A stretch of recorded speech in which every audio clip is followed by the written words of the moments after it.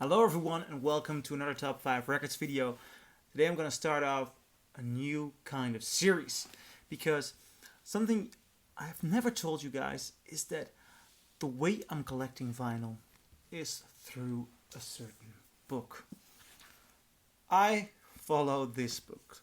1001 albums you must hear before you die. Now, that's not the only way. There are loads of artists which I follow which are not in the book, or records that I buy which are not in the book. But one of my goals is to listen to all the albums in the book. And now I thought, some albums are a letdown and some albums are great, and I think they should be in here. But I was thinking, why not open up this book and make videos of my journey? So what I'm gonna do is I'm gonna review the albums in this book. And I'm not gonna do that chronologically.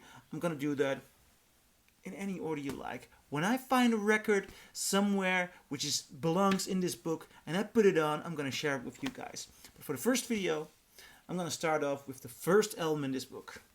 And that's this one. Frank Sinatra in the Wee Small Hours. Now, it took me some time to get that one.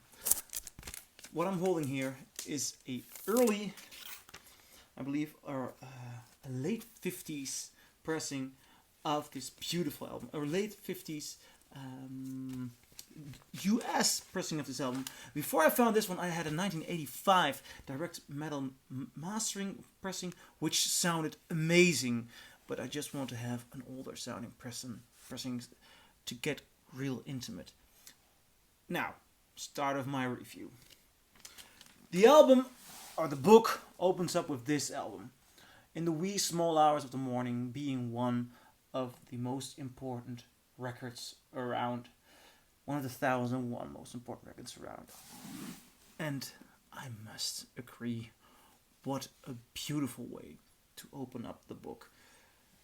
For me, this is one of his most romantic albums. It starts with the cover art.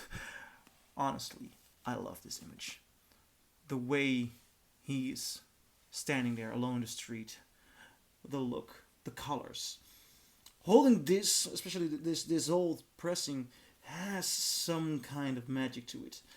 Now, it's more than that. This is one of the records that inspired loads of people.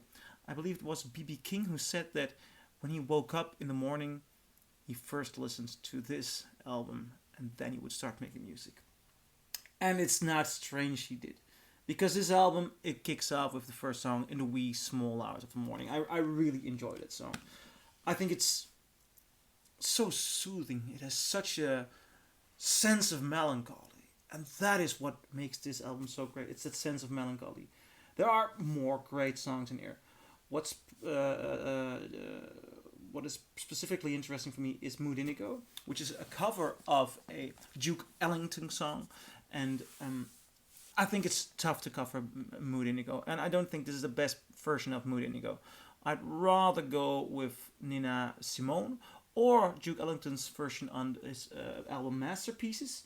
But nevertheless, it is a beautiful part of this album. Last Night When We Were Young. Dancing on the Ceiling.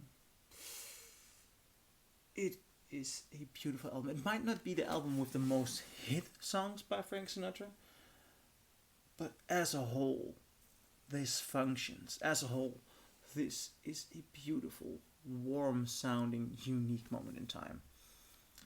I'd like to end this series always with the question, should it belong in the book or not? For me, it's definitely a go. This album is part of 1001 albums. And it's completely legit. It's an awesome masterpiece. Well, do you agree? Do you disagree? I hope to see you in the next video.